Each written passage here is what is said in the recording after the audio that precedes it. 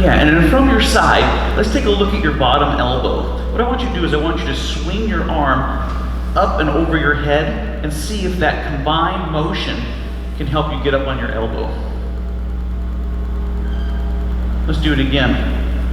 So we want to swing it, a little bit of lift, and see if you can get up on your elbow.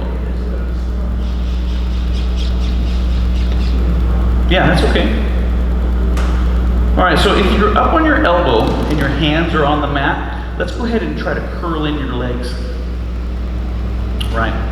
Top leg, we want to elevate your knee so that it's pointing to the sky, and your foot as close to your bottom as you can bring it. And if you want to grab it, you can even grab it to pull it in tight.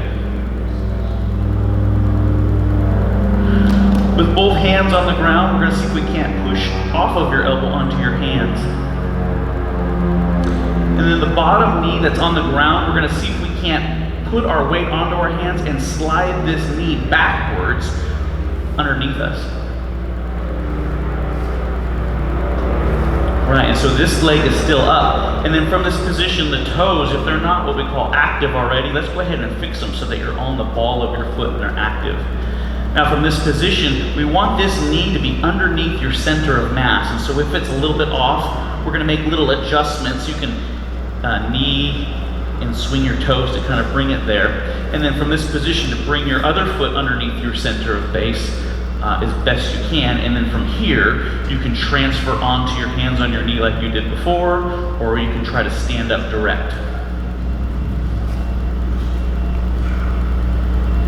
Right. Yeah, so when you go from this position and you have to transfer to this leg, or it would be this leg in your case, you're putting basically the complete demand of your body weight on this one leg to then transfer and push. In comparison, if you can get to this position here and your feet come under your center of mass, you get to divide the effort between your legs here versus putting all the effort onto one leg, right? And so when you're in this position, you have your toes underneath active. So yeah, and I would go ahead and keep your hands on the ground to help you push with your hands, push with your base leg, and push with your foot to try to get yourself with your feet underneath your body as best you can. And then you're dividing the effort between both legs. Usually, once you get onto your side, getting onto this elbow by sitting up and doing this is the most intuitive method. But usually that involves some sort of, abdominal strength to get yourself up and onto the elbow. Whereas spinning your arm over your head tends to bring it into position more fluidly, if possible. So if you find that to be beneficial, you can give it a try. So first objective is to get onto your side. Why don't you switch your bent knee so it's on the other side. And then this lower elbow is what we want to post up on. That's correct. Having your top leg bent helps keep you from collapsing back down. So getting up onto that helps you maintain that side base. And so any way you get up on the elbow, that's our next objective. And so whatever's the most comfortable and easiest for you.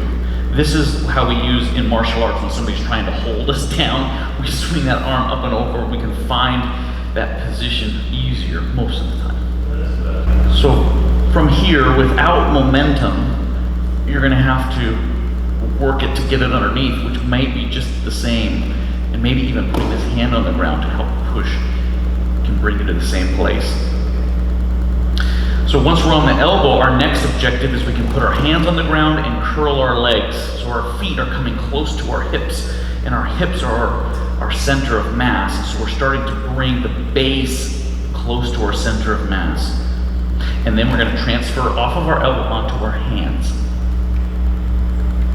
And then from this position, we want to bring this knee underneath us, and it's going to be our stool. And so we need to transfer weight onto our hands to make this leg light and able to float underneath our position.